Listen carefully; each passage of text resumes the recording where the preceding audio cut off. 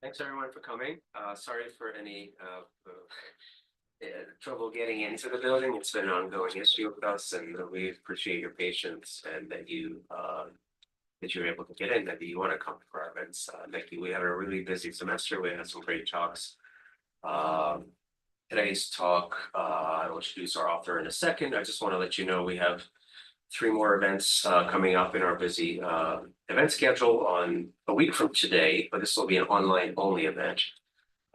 We will be talking about alternative histories through independent music radio in Ukraine. On December 2nd, we'll be talking about EU enlargement in the shadow of Russia's war in Ukraine. And December 3rd, we'll be talking about Ukraine's energy sector during the Russian invasion. So these are all posted with all the information. I don't want to spend time right now, but it's all on our website. But I welcome for you to tune in or come in person if you're still there. Today's talk I'm very excited about is an author's talk entitled My 2 Decades of Dialogue with Ukraine, featuring the book Superfluous Women, Art, Feminism, and Revolution in 21st Century Ukraine. Our speaker is Dr. Jessica Zychowicz, who is currently serving as the director of Fulbright Ukraine and the Institute of International Education Kyiv office. It's one of 7 international offices on 5 continents with headquarters in New York City and in Washington, D.C.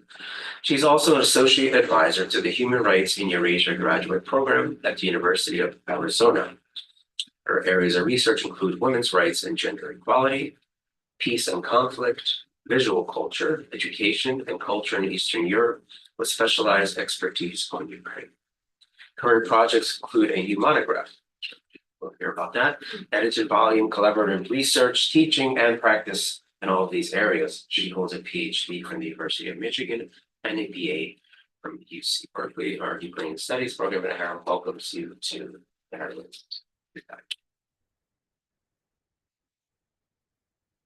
Thank you, everybody, for attending this talk, and hopefully it will be useful for your endeavors, whatever they may be, intersecting with Ukraine, especially now at such a critical moment.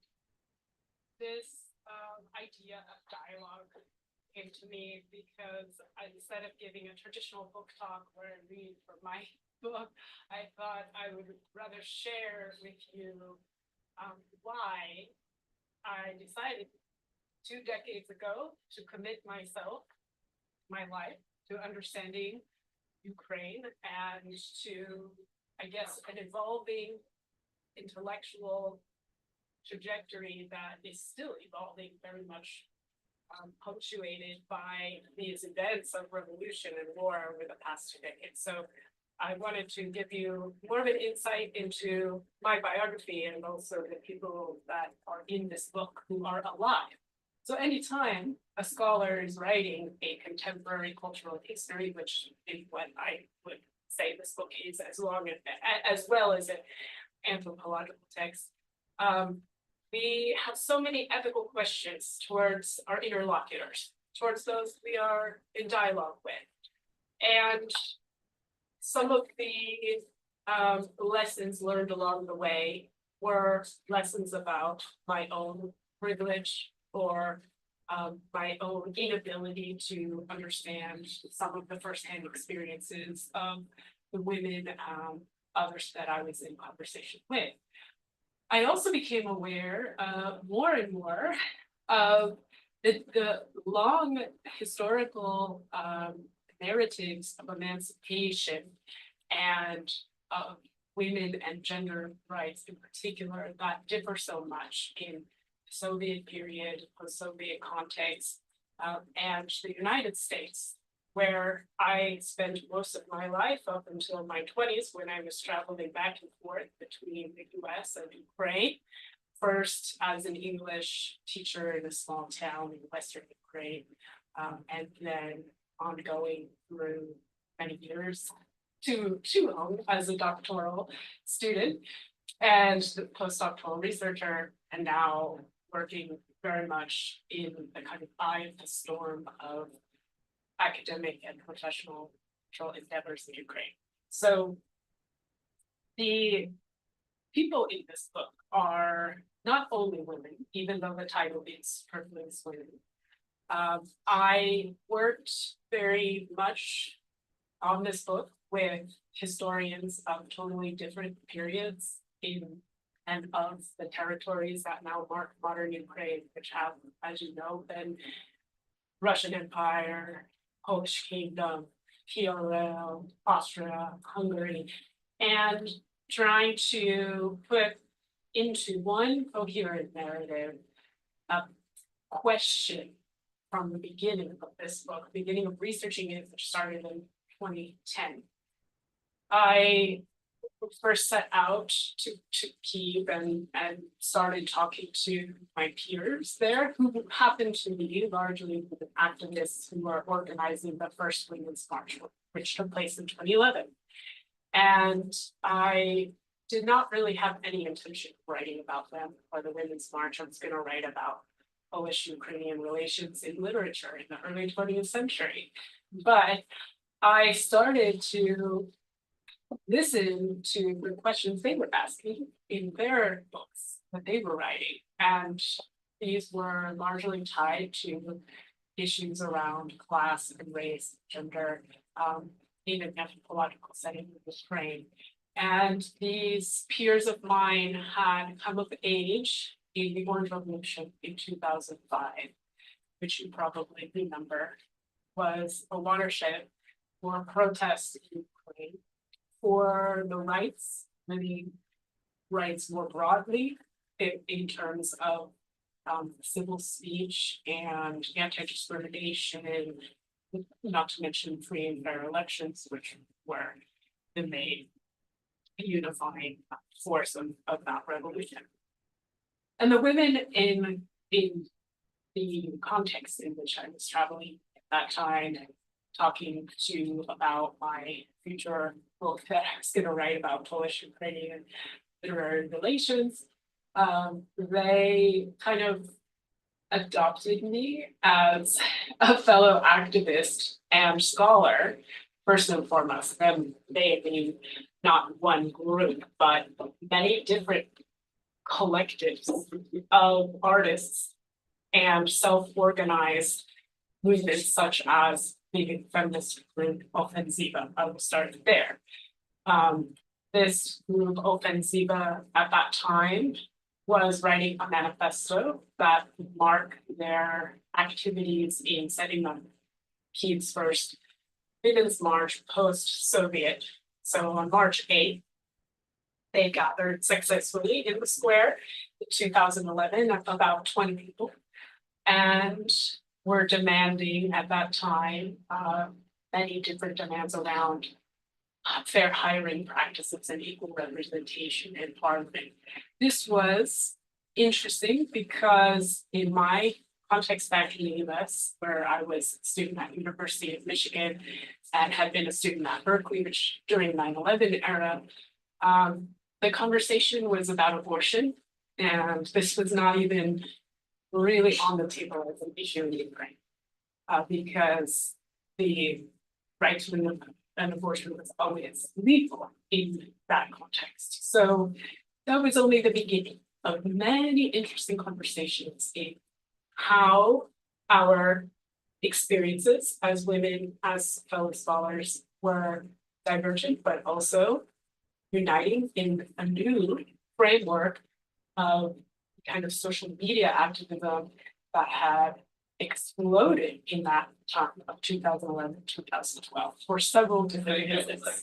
Some of that linked to Occupy Wall Street movement in the US and the use of Facebook and all of these technologies to gather spontaneously in the squares. Some of that was also after the Orange Revolution and leading up to the Maidan Revolution in 2013, 2014, became more and more pronounced after that large and not peaceful gathering. Many questions about social media became more and more central to my colleagues' research and my research. And we were in dialogue all the time, every day, on different sides of the ocean, experiencing events in real time that were happening on Maidan. And I was traveling there towards the middle to the end of the revolution.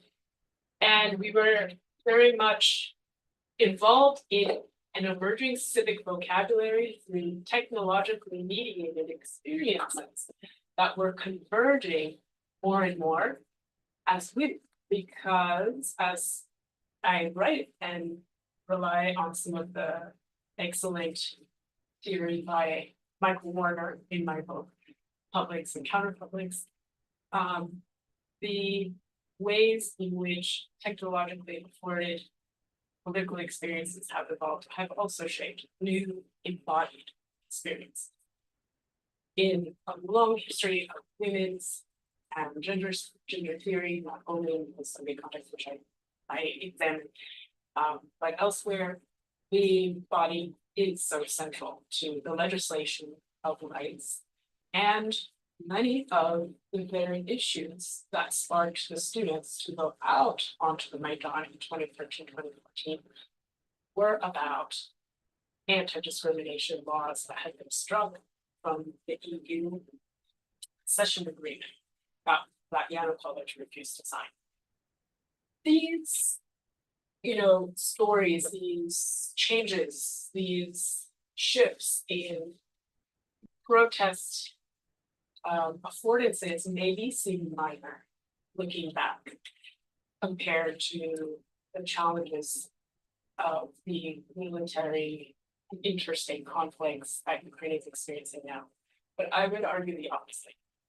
I would actually say that much of the story of civil society and human rights legislation and women's and gender activism is the very core to what resisting the annihilation of society that Putin would have is about. And it's also connected to the war on corruption in Ukraine, the right to a sovereign, democratic nation that is going to join the EU likely, and redefine the values of the EU. Because at this time, and in my book, I'm very careful not to elevate the West or the EU as a model to follow blindly.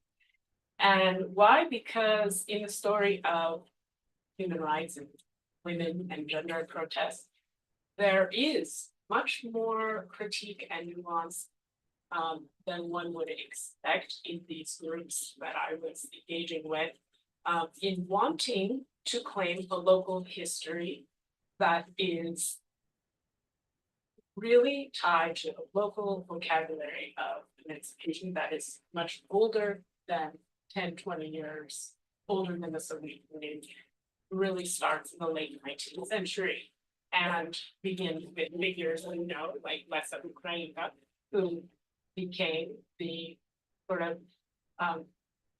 for the offensiva feminist movement. Their history has not been written elsewhere. It's in my book amid many other histories. And I know there are scholars that are teaching my book, citing my book, because it is the first book that I hope will inspire other books about these histories. One person in particular I'm thinking of is the anthropologist Sarah Phillips at Indiana University. She wrote a small reference to offensiva on her short anthropological chapter about Maidan. And why did she write about them? Because on the Maidan, of course, offensiva was not the only self-identified feminist group there. They identified as feminists. They don't exist now. They broke up on the Maidan, they split apart because there were differences between members. There were approximately 30 members at that time. There were differences about the question of the use of violence within civil protest. And this debate is also one that you will encounter in the study of the civil rights movement in the United States, as well as later the demonstrations against the Vietnam War. You will encounter this over and over again in the study of protests. But what is important to know is there was another group called Kobylyanska Sotnia and Żynocza Sotnia as well. These were much larger groups of women on the Maidan who really were, in Sarah Phillips' chapter, she writes, they were trying to open up more space, not to be gendered within the context of the revolution as making sandwiches only on the sidelines or performing more traditional gendered roles in support of men who couldn't go to the barricades, for example. And these women were, many of them, performing life-saving work, and Offensiva in particular was able to contribute a lot to this experience of the revolution because they had prior activist organizing skills. They had the international contacts for channeling legitimate information, not disinformation about what was happening. They also had the ability to communicate quickly between each other, even after they split apart based on their ideological differences.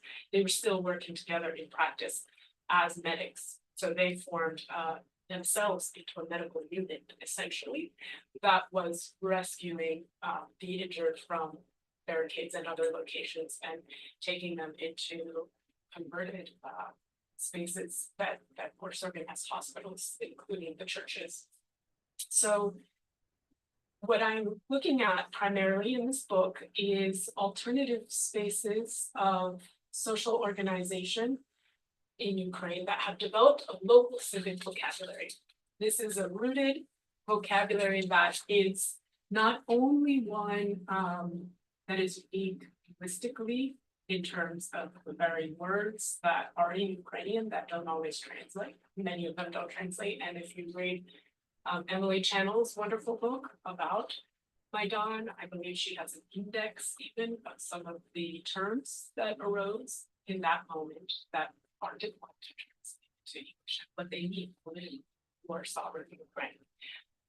But there are also concepts that are sovereign, unique, and very much linked in my book, particularly my contribution to the literature about protests in Ukraine, about cultural history. What my contribution is looking at how these vocabularies link to the body and to women and to gender experience. This is not a niche study in any way because it offers very interesting and universal lessons to other contexts where, for example, in nearby countries, 2020, 2021, Poland and Belarus, we saw women organizing as the opposition to the autocratic presidential regimes. And in Poland, one of the main unifying issues was abortion because of the role of the Catholic Church in the then incumbent PIS government. In Belarus, you probably recall the involvement of women. Some of my Belarusian colleagues' critiques in their critiques, they say it could have been more overtly for pro-women rather than as a de facto movement because the men were thrown into jail and their wives came out as the leaders of Tsikhanouskaya. However, that's up for debate whether or not it was any less powerful for women. I don't think it's necessarily an interesting or useful question for us to ask about protest in that sense. But this book was published in 2020. I had been working on it for a long time and in a really wonderful and supportive context of colleagues from Ukraine and from Canada. Canada also supported this work quite a bit, University of Toronto and University of Alberta. But I also felt that things happened very quickly after this book was published that I wanted to capture in terms of exactly what I had been approaching with the study on gendered cultural protest. And that is this oppositional force, that this energy, political energy that was expanding around the region, and also very much in criticism of a specific sort of autocratic regime. So I created an anthology called Freedom Taking Place, and I will show you some pictures now, because I think it really is important in a book about art, and we'll talk more about the cultural components of this book as I share with you some of the art pieces, some of the aesthetic instruments and aesthetic languages, visual languages that convey a civic vocabulary at this time in the 20 years, the 2 decades leading up to the 2022 large-scale invasion. So here you see the cover of the English edition of my book. This Polish edition was just published last month, actually, and it's published by the Museum of Modern Art of Poland, and it also will have a Ukrainian edition. And the picture on the cover is a painting by the painter Vladoralko, and it's actually in reference to Maidan, because she made hundreds of paintings and sketches of Maidan and her experience there. A lot of them, you will see some of them later. A lot of them reference questions of gender violence, and the Polish publisher really liked this image out of the several that I showed them. But Freedom Taking Place is the anthology that I published in 2023, featuring 8 Ukrainian scholars, all women writing about women's recent cultural history and protests. There are 3 Belarusian scholars as well as 4 Polish scholars. And it's a wonderful reference, I think, for understanding and trying to look at the primary material as well as the firsthand experiences and the theoretical engagements with this idea of women's protests aligning with anti-colonial opposition and anti-autocratic regime.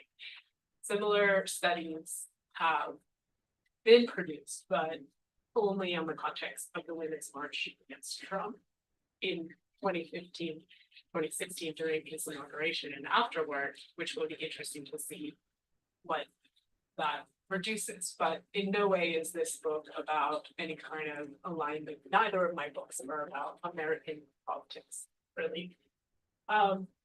Here I have a picture of the Maidan Nezalezhnosti Memorial on February 18, 2018. And here are some more images by Vladoralko, the same artist who is on the cover of the Polish edition of my book. And I share them because you can see here some examples of one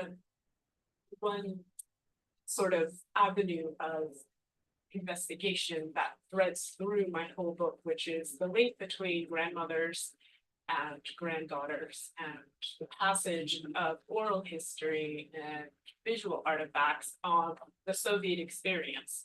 And much of the language of decolonization that we hear today in the context of the large scale war in Ukraine is precisely about spaces and monuments. And you can see a bunch of the references to some of those spaces as the Maidan here and grandmothers. And decolonizing or changing the public spaces of Ukraine in 2015, right around post-Maidan revolution, became quite contested and an area of organizing among many artists and art collectives, Kyiv, such as the #Save Kyiv Modernism movement, because there was a push to have more civic dialogue about what remains, what's taken away, what's considered cultural heritage because it was created by Kyiv, for example, who lived during the Soviet period, was an official Soviet artist, but still was punished in the end of his life and made beautiful Shevchenko statues that should be made. So some of the observations here on the intergenerational experiences of revolution and war are about these local great myths, the great Soviet myths of the past, in creating a local civic cultural vocabulary for protest and decolonization. One has to also come to terms with the tools of domination of the past, and this is where the Soviet kitsch, I use Adorno's thinking on this, and nostalgia and languages also come into conflict with some broader ideas of a post-communist view left from the 90s. There's a very different kind of language in this generation between the Orange Revolution and the Maidan Revolution than the decommunist cultural language of the artists and authors from the 90s. And they're not really citing each other. It's very interesting that this current generation is always referencing the 20s. They're referencing the early avant-garde in their aesthetics, and I'll show you a little bit more about their work. The Lenin decommunization of Lenin statues was also happening throughout Ukraine in the immediate aftermath of the Maidan. And I think it's important to revisit this time frame and capture it and think about it in the rebuilding of Ukraine, because what a lot of the cultural activists were doing was juxtaposing older notions of Ukrainianness into a sort of montage of visual language. Here you can see the cosmonaut, the women soldiers in the Luhansk region, the results of war, and also some references to folklore, the Cossack past, and Shevchenko. It's important to mention that Vlada Relko, this artist, she is now in her mid-40s, and she's about the same age as most of the authors, most of those I'm in dialogue with here. They're my peers. This is not really representative of the older generations of artists that I mentioned as came of age more in the 90s. But she spends a lot of time in Kyiv, where Shevchenko was from, Taras Shevchenko. He spent time drawing there, and she draws a lot of her sort of figures from his drawings. So here you see Shevchenko's renderings of females. This is about Hanukkah from 1843. And you see her figures also kind of floating in space. But again, the more common period that artists in this generation are citing in between the two revolutions is the 20s.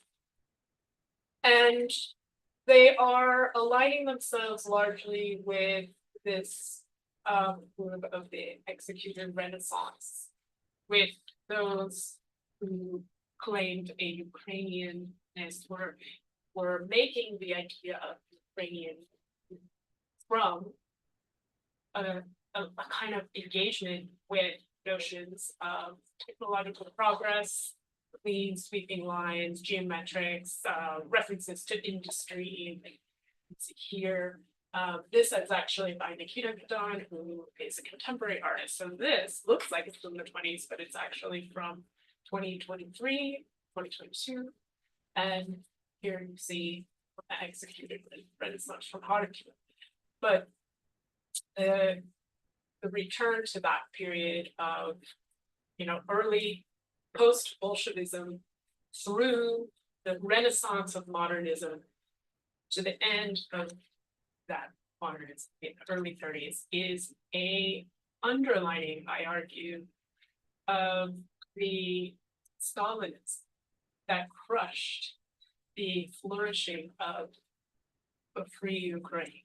And it is a reference back to also the time in 2017, 2018 of the first Ukrainian Republic, the first sovereign Ukraine.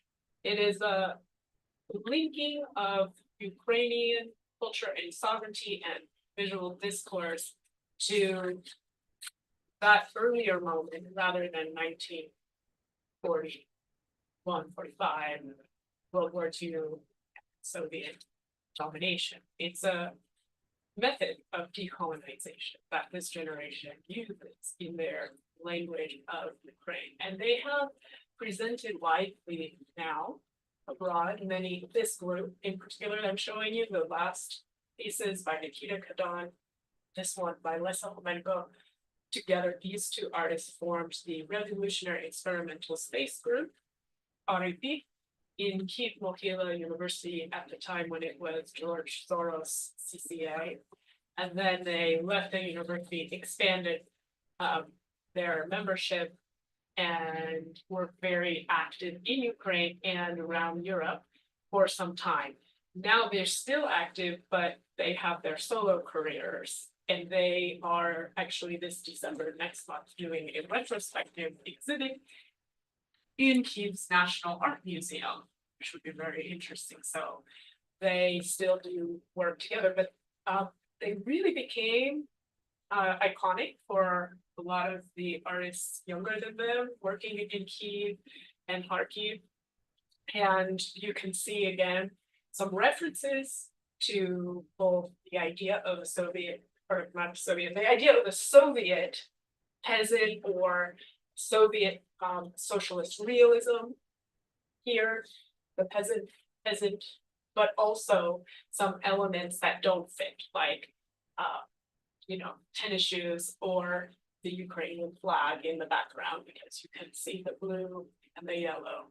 These would not have been allowed in a Soviet socialist realist painting, especially towards the later 20s, early 30s during the executive Renaissance. So there are deliberate ways in which the art of this period after Maidan, even before, a few years before, is poking holes at Soviet ideology to show where it has dominated or prevented Ukrainian identity as something outside of the Soviet rules of culture that were so brutally enforced.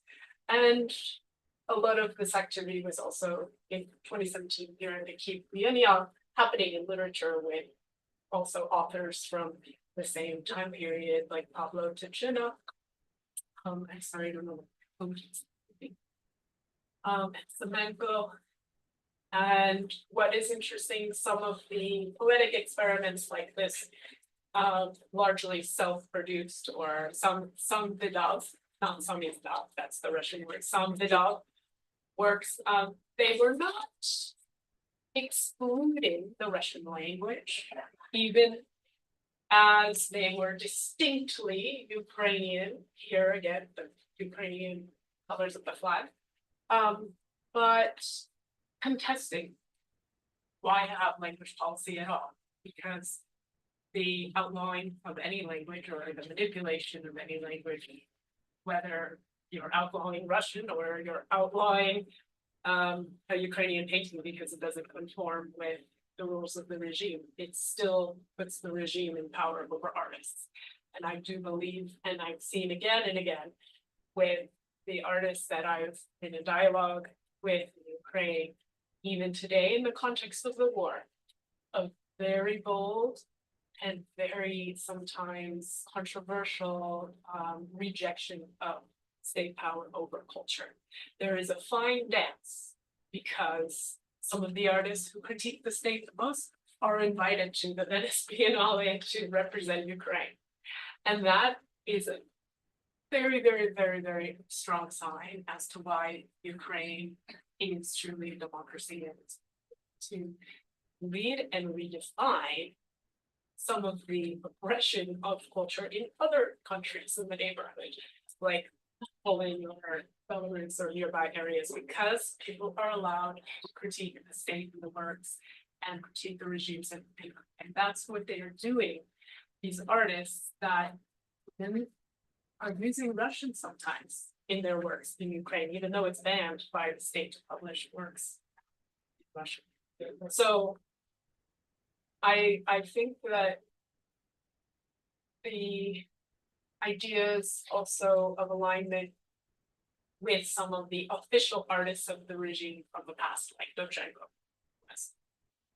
You can't get more Soviet than Dovzhenko. He was a Soviet artist to the maximum level, but he still has a very respected place in Ukrainian cultural heritage.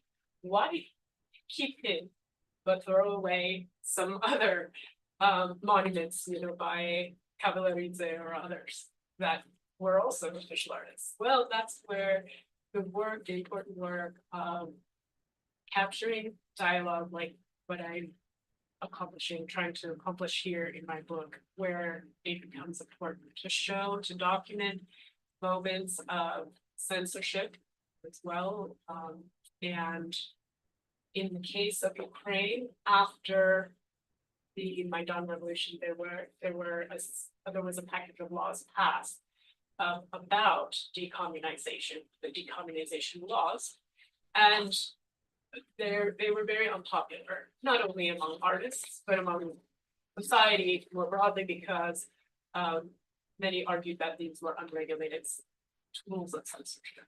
But there were some pieces of the law that people really wanted to overturn. But what I'm showing you here is much earlier. It's earlier than Maidan. It's 2011 from the photographer, author Yevgenia Belarusets, who was a member of the feminist group.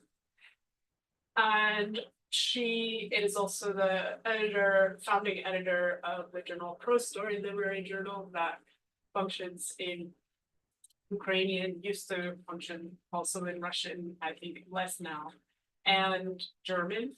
And her photography of a building that had been a tenement home, and it was a communal Soviet building before it was converted to tenement or low-income housing. You have the tenement museum here in Lower East Side, where my ancestors lived actually when they came through Ellis Island. So she captures so beautifully, I think, in this project, which is an earlier one, the lives of the women in these photos. She interviewed them, she published her dialogues with them, their firsthand descriptions of their physical space around them. And what is so fascinating about this project is, in my book, I cite widely from Svetlana Boyin's work, is the universal experience of the spaces of the feminization of poverty in the post-Soviet period, especially for these elderly women who lived through the 90s, many of them having lost their husbands in prior wars.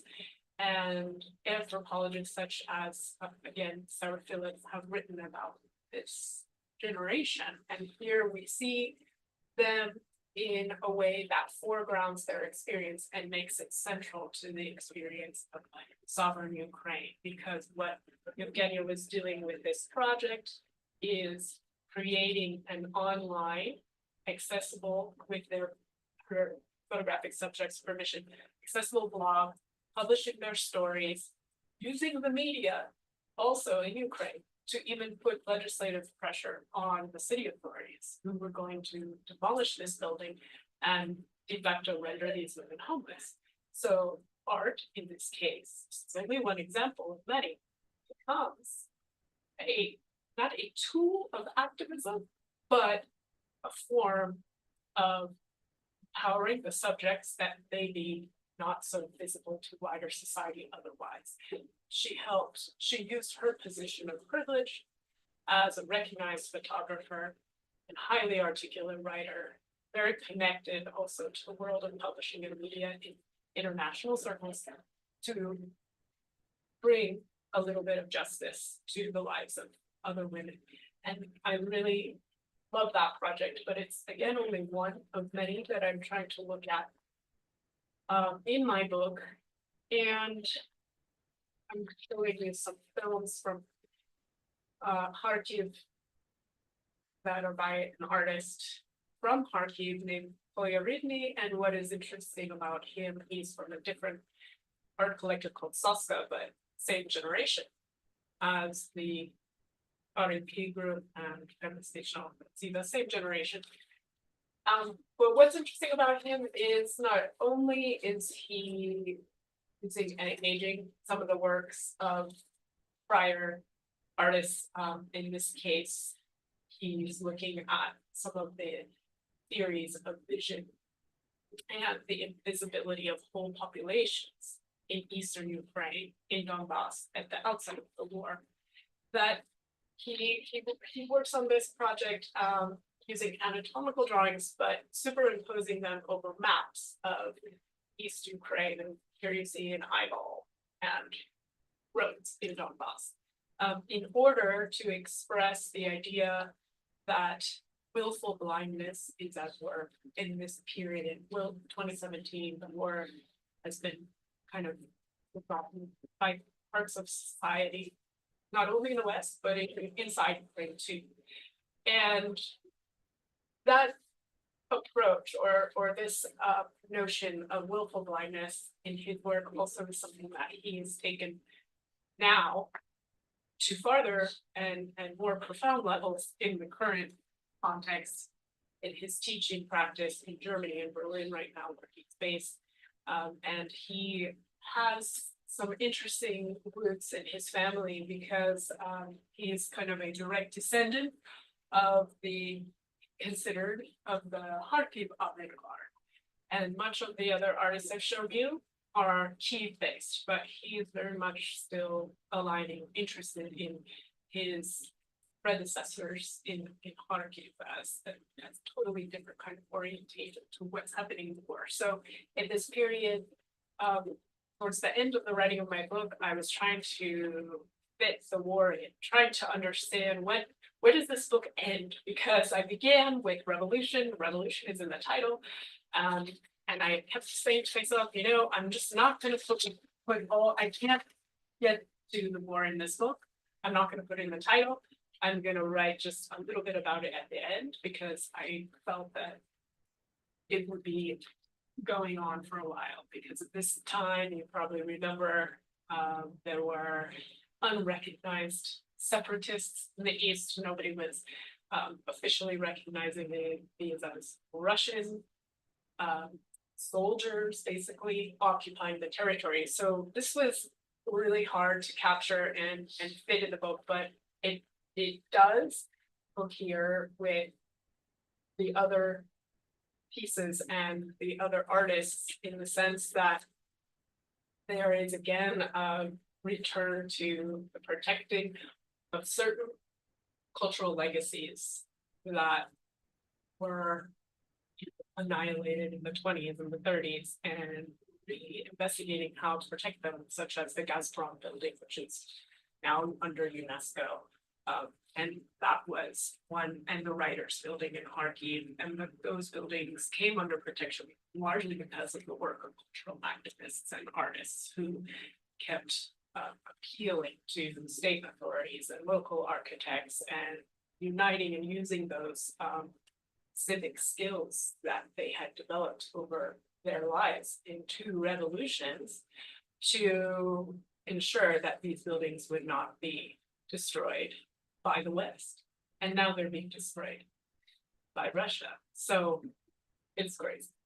I can't get to everything because I want to make sure that I leave a little bit of time for questions, but I'll leave this up in the background because you can see some of the summative comments, some of the concepts and ideas in terms of what I've been addressing and touching upon with gender. And I didn't even get to Pussy Riot or Femin, but that happened during the writing of this book in 2012. And it was not the focus of what I was researching, but I included it. So, and I interviewed some of their members, etc. But they, I think, were far less important for feminist or gender activism in Ukraine than the West thought. But there are some definite impacts that both groups had on the civic discourse that I was talking about through social media, developing of different techniques and tools and communication strategies with audiences around the world. So happy to talk about that as well. But I would love to hear from you if you have any questions.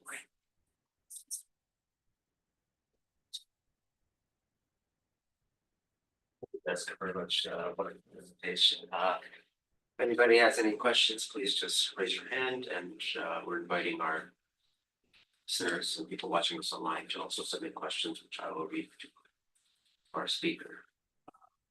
Starting here, yes, please. Hello, my name is Alyssa. I'm a grad student in Columbia.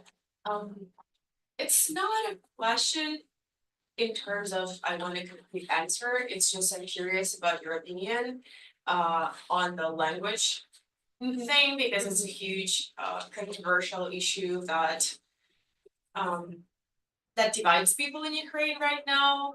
And based on the conversations you had with different artists, I wanted to ask what kind of an opinion you formed based on those conversations, and what are the main maybe what are like maybe 2 or 1 key arguments from opposing sides that you find the most relevant and that you maybe formed your opinion based on?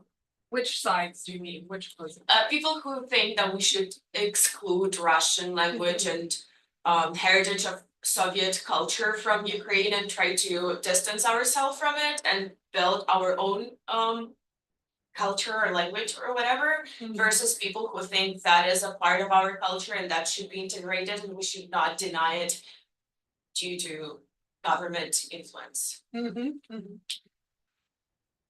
Excellent. A lot of the conversations I've had on this issue, not only with other scholars, but society more broadly, from all walks of life, I think always the word trauma comes up again and again, and both collective trauma and individualized experiences. And it's so difficult to, make anyone's identity or experience feel that it is irrelevant or less welcomed into the project of unifying, right? And even I've spoken with very close colleagues who feel guilt or shame because they don't know Ukrainian. I also was volunteering in some of the refugee centers in Warsaw in 2022, and populations coming in Mariupol were very traumatized and could only speak Russian, and it didn't help them to try to correct them or tell them that they should speak a different language, so I think, in general, at the level of policy, statecraft, language should be approached as a tool of communication, not as an art. I don't think it is the role of the state to legislate on art, basically. I think that I side with most artists that I've spoken with who would rather have ultimate freedom to do and say whatever they want as individuals, because so much of art is really about individual experience. And Ukraine is obviously going through real attacks and real loss of cultural heritage and language, and it could be a reactionary stance to outlaw Russian, but the question also still remains, how far do you go?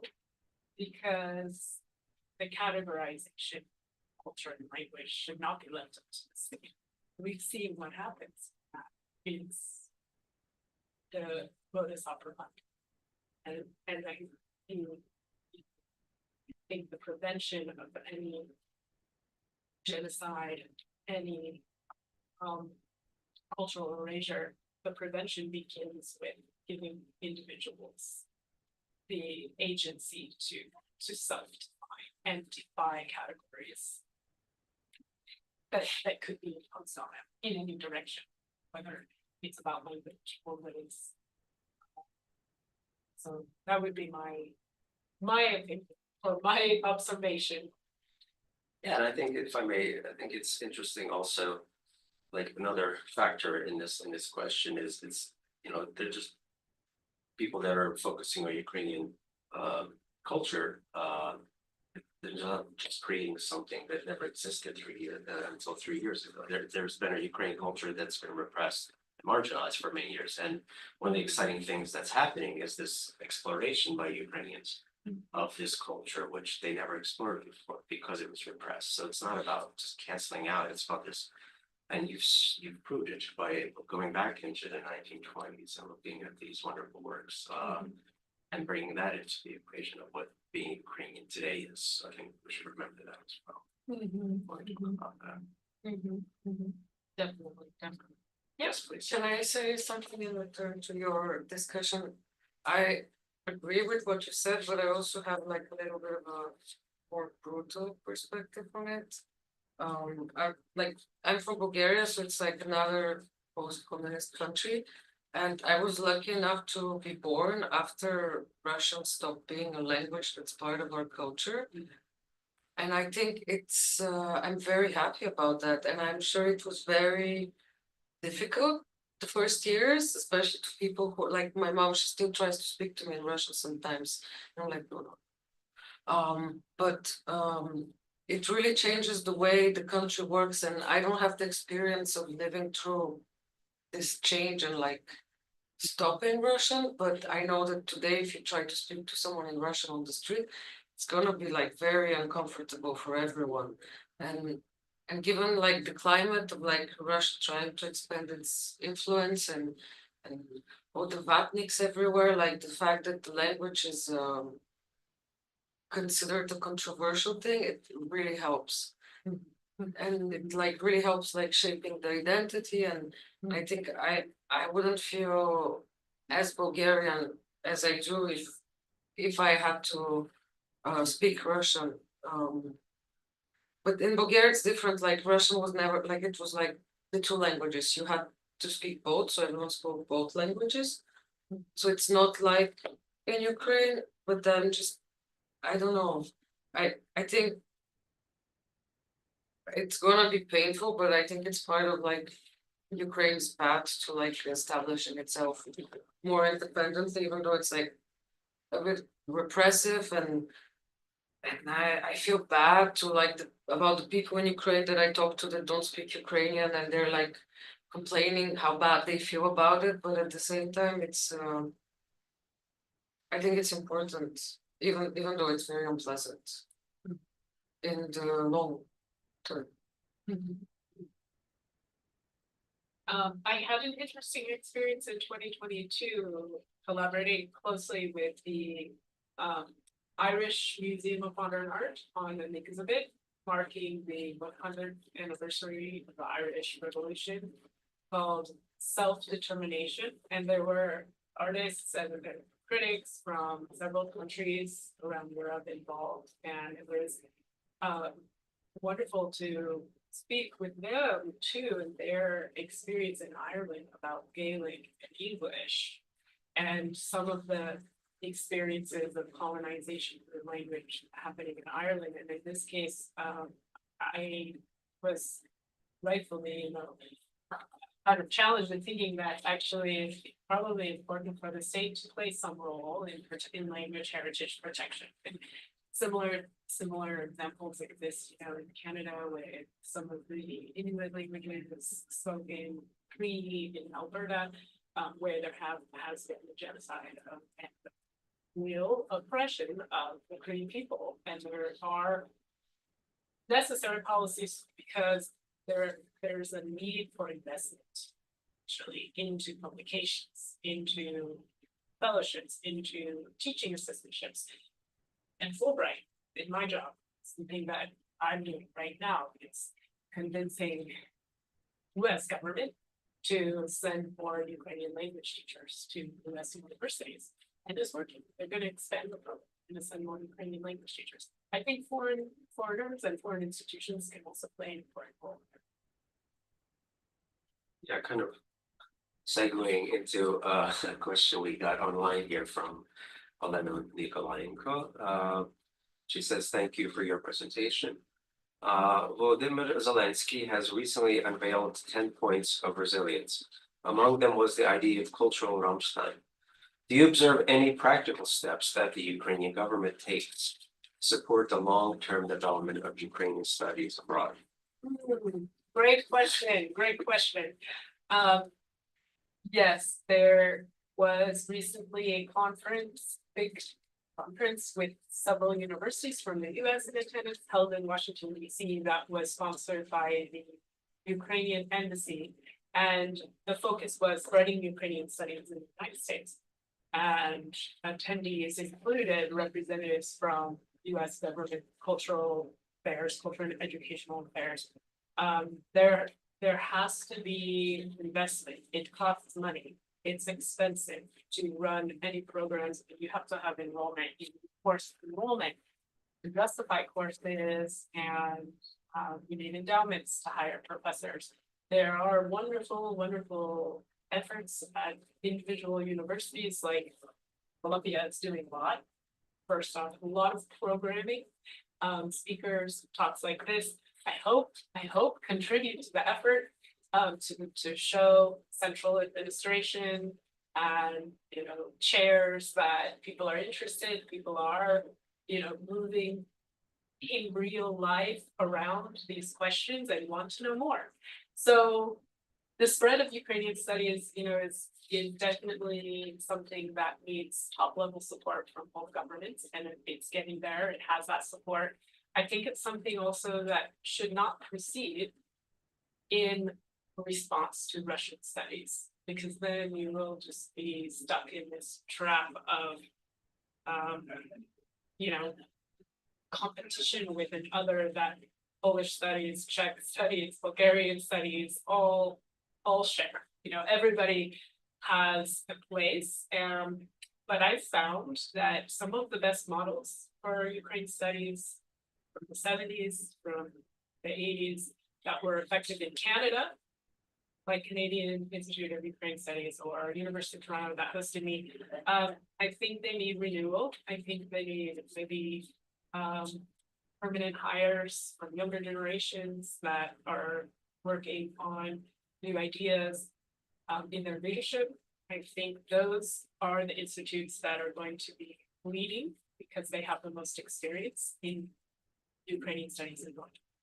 And it's the work of a village. It takes many hands, and the diaspora in both Canada and the US has been so instrumental over many years. And there was a wonderful conference about the 40th anniversary of Ukrainian studies at Harvard and also Canada. It was held, I think, around 2014, 2015, but it's online. Google can find it. And I read the proceedings because it's a living history. There are in those documents all of the debates of the kind of old guard that set up these institutes, and the problems they want to solve now. And those are some of them kind of insular to their communities that will never be solved. So it's good to start Ukrainian studies in places like Arizona, where you don't necessarily have any history of Ukrainians or Ukrainian migration, and get people interested. But that's going to be, I think, something that we can all do, especially you students sitting here. You came here today, so yeah. That's what I mentioned. A couple of years ago, we had a conference on Ukraine studies development on the diaspora, and it's one of the things that the diaspora did was develop. Also available online. It's our first big conference after the COVID. Being great. But we I did didn't it. know about that. Yeah, we did it in person, and it's online. Okay. On our website. Yeah.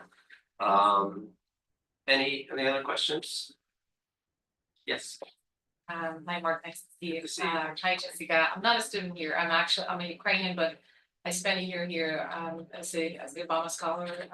Oh, great. I'm originally from Ukraine, and I've been leading an organization that is called Teach for Ukraine for the last 4 years. Teach for America, probably. Yeah. And so, I've been able to observe a lot of cultural shifts in Ukraine at the very sort of local levels, right? Our work has always been in the smaller communities of Ukraine, primarily rural areas. And the idea has always been to sort of engage talented individuals and place them as teachers in disadvantaged areas. But the idea was also sort of to create a social cohesion when people from the western part of Ukraine would go, to the southern part of Ukraine or eastern part of Ukraine to sort of challenge these assumptions. And there have always been many assumptions. So what is my question about? What we have seen is a huge sort of shift in people's identity. And many of them are now struggling, and I think including artists as well. So I think not only Ukrainian culture is now shaping the new identity, but Ukrainian artists as well. That's why I think we have seen a lot of struggle. We've seen people who are currently trying to express, this shift or them trying to find their identity many different forms. So I was wondering, just can you share a little bit more about the insights from your conversations and interactions with sort of characters in your book, how they have seen this? I'm a proponent of having a very well-defined Ukrainian identity, and I'm actually on the board of President Zelensky's fund on education and science. That was also among the organizers of the conference, and we've also been discussing that it's important to make studying Ukrainian culture as part of the widening the Ukrainian studies sort of expansion around the globe, right? Because not only Ukraine is struggling to understand Ukrainian culture, what it is, right, but the world as well. Yeah, it's a long sort of question reflection, but I hope. No, it's amazing that you're working in the rural communities too, because even anywhere in the world, the idea of culture is always in the center, in the cities, in the metropolis.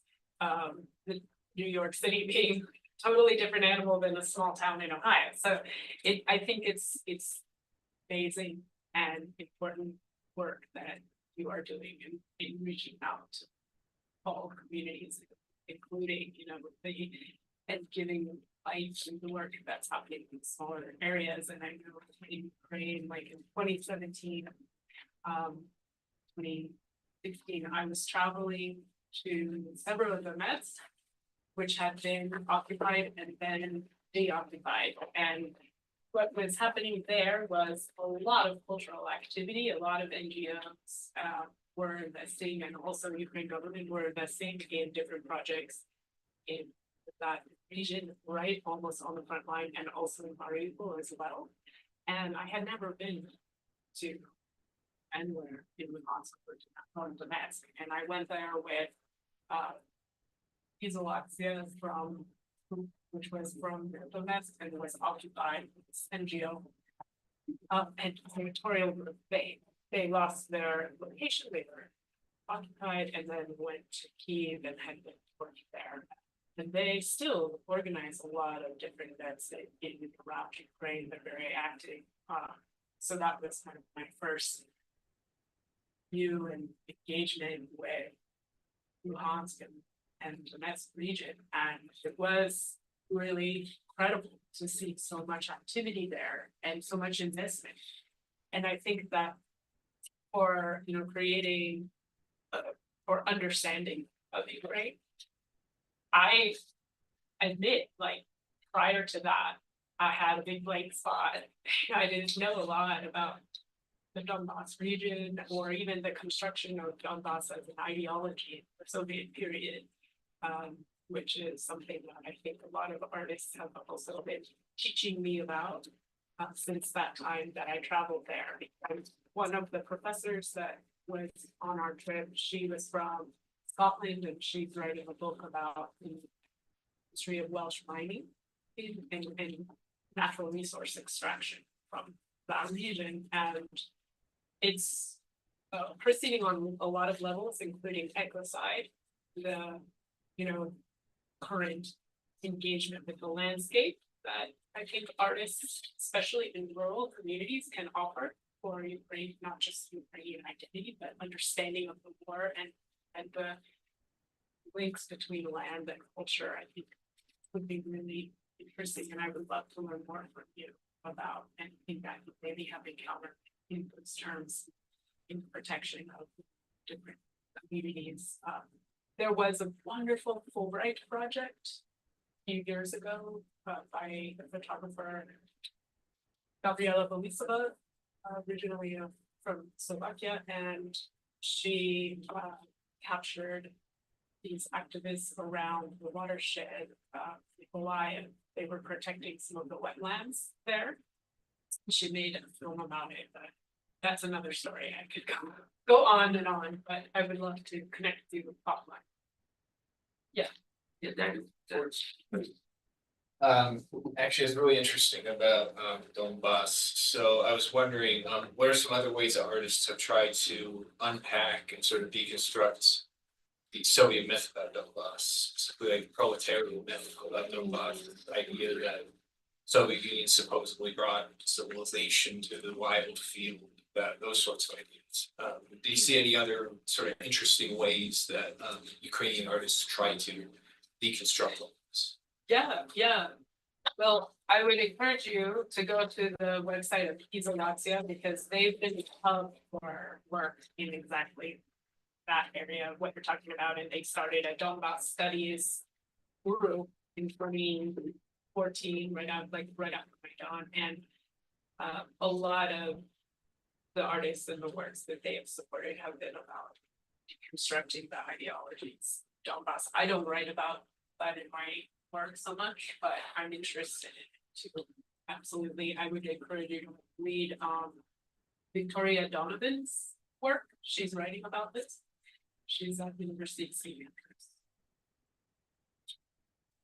Andrews. Hi, my name's Andrea Odasinska, and I was in I'm Ukrainian American, and I was in Ukraine doing a feature film as a Fulbright scholar. Oh, So Return Sasek to the Sea. I know that. Yeah, down at the Yes. Black Sea, and I was in with Gabriella. I think we were in the same, and her husband in the same group. And when I tried to, and the film was completed, it showed here at Harriman, but and it did the film festival circuit. But when I tried to show it at Princeton, they were like, "Oh, we're so sorry. This is right after the full-scale invasion." They were like, "We don't have a Ukrainian, we don't have a Ukrainian studies officially, but you can participate in REIS, which is Russian, Eastern European, and Eurasian studies. Like, we'll do screenings for you and stuff." And so the big debate in the diaspora was, do you get your foot in the door and kind of go to the table and just get in there? Or do you say no, and there was some it's a shame that lady left, but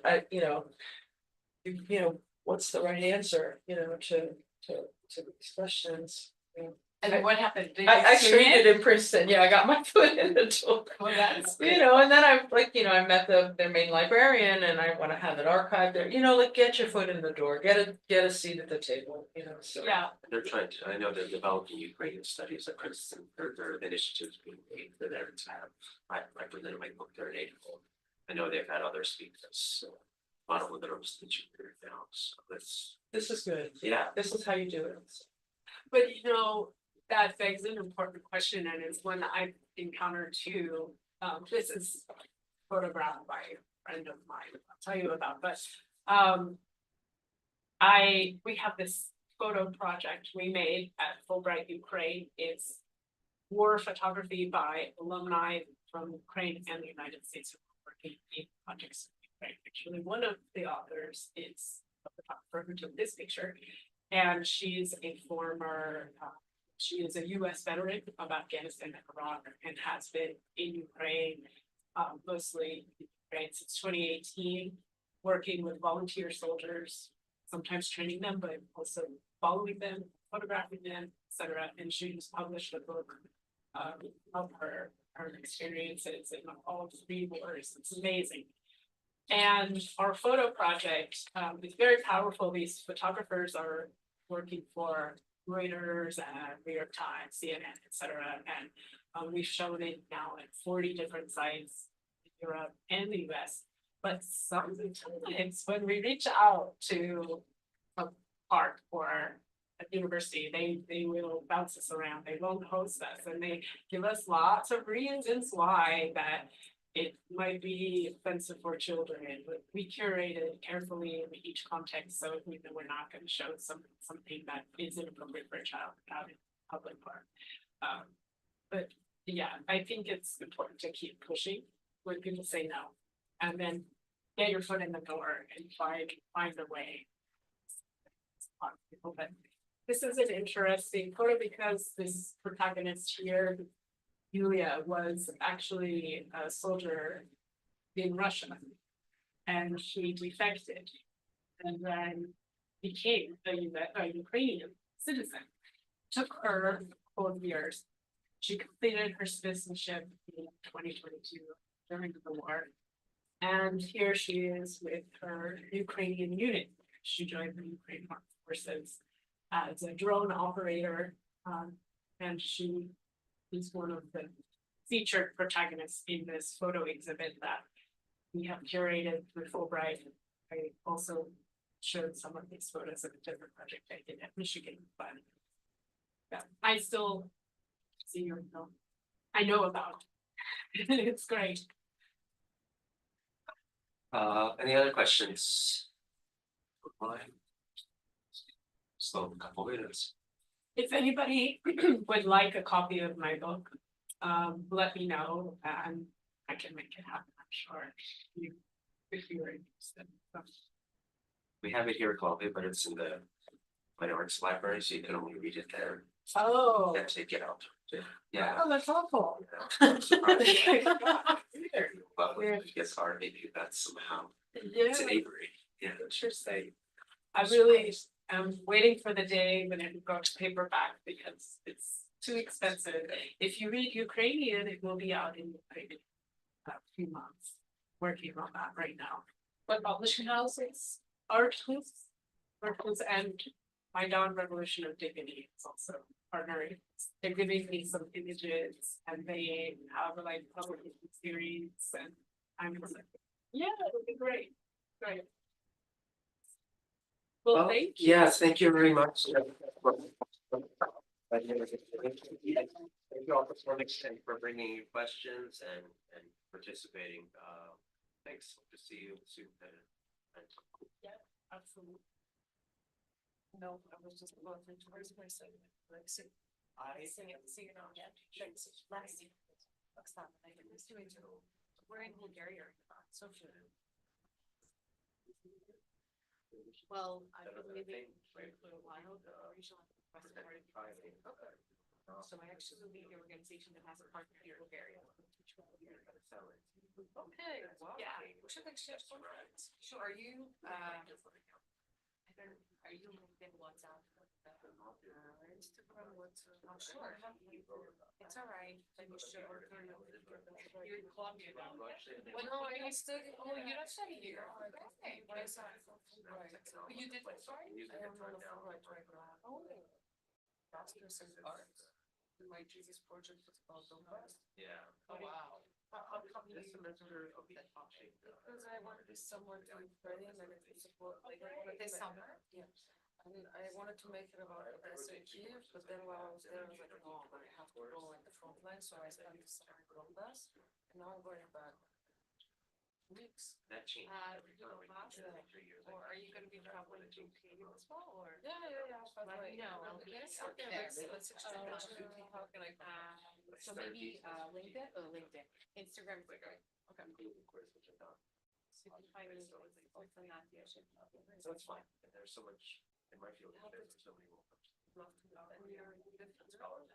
No, so I spent Actually, my husband last year in Colombia, so I'm No, visiting now for still wasn't but I'm one. traveling back to He only had the Polish Yeah. puppies. You travel to I mean, what's the itinerary to Poland? But I don't like that itinerary. Because I have friends who come. Do we? Yeah. Ukrainian Institute. Oh, nice. In April. Oh, you know, isn't that sheet? So I used to live at the National House. Yeah, me too. That's how I know her. Hi. Oh, thank You you. have Yeah, Polina maybe it'll take a while. Polina, she is, No, I didn't meet her, but a friend of mine did. She's at the, she's at Irina, and Irina told me to contact Polina for my movie. So yeah, you should definitely,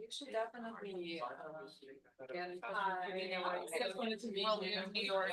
So she's like the kind of cinema section of Rasmus. Okay, it's like the biggest Ukrainian books. Yes. Yeah, They don't worry. found the films. Usually don't. Yes, maybe I'll contact. I mean, they've been sort of showcasing a lot of movies. But I mean for the production, because right now I've been doing crowdfunding and getting. Well, you should